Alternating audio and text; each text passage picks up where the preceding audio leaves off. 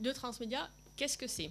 Donc on commence par une définition, et je prends une définition de Henry Jenkins. Donc il y a une raison de cette définition, c'est parce que Henry Jenkins c'est le premier qui a défini le transmédia. C'est lui qui en a parlé pour la première fois dans une revue qui s'appelait Technological Review, et il en a parlé quand il a vu l'univers de Matrix. Donc il a vu la trilogie des films Matrix et il s'est rendu compte qu'il y avait tout un univers qui avait été créé autour de Matrix, et il a dit c'est du transmédia storytelling. Donc le terme storytelling est intéressant parce que le transmédia c'est toujours raconter une histoire, hein. Donc transmédia storytelling.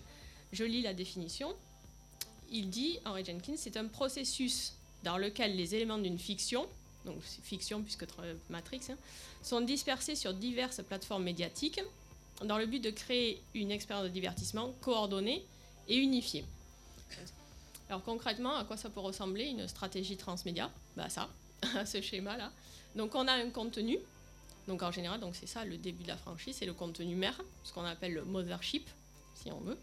Et la narration de ce contenu va se déployer sur diverses plateformes médiatiques. Donc je vous l'ai dit, ça peut être des plateformes médiatiques numériques ou pas. Donc vous avez plusieurs exemples là. Donc la presse, le jeu vidéo. Donc le jeu vidéo c'est assez utilisé puisque c'est par nature immersif déjà. Donc on l'utilise pas mal en transmédia.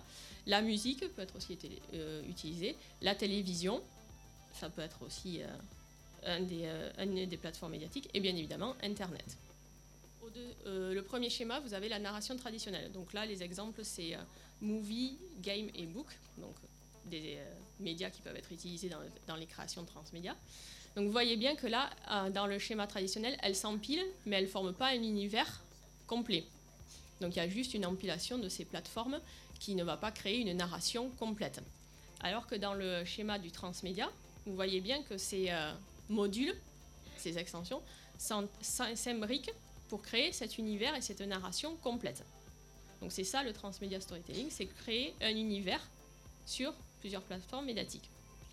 Mais le but du jeu du transmédia storytelling, c'est aussi de créer une communauté, si on se place du côté du récepteur. Donc pour les fictions, on voit très bien l'importance de la communauté, mais c'est exactement pareil pour les marques ou pour le brand content du coup. Il faut créer une communauté qui va s'immerger et qui va participer du coup dans un univers.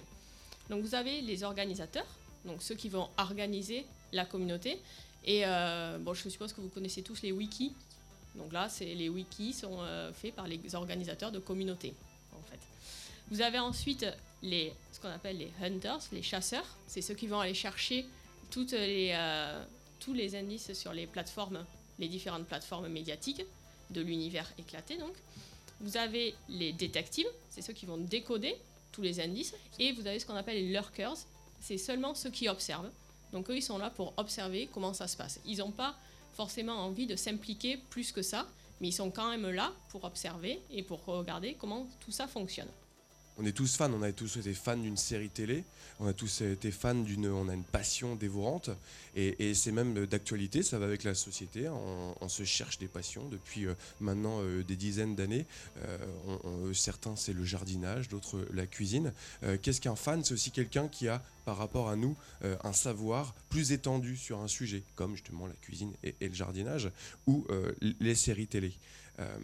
Tim Kring, le créateur de la série Heroes, lui il parle de monnaie sociale. Il dit que c'est justement l'ingrédient qui fait qu'on est fan, et l'ingrédient que s'échangent les fans.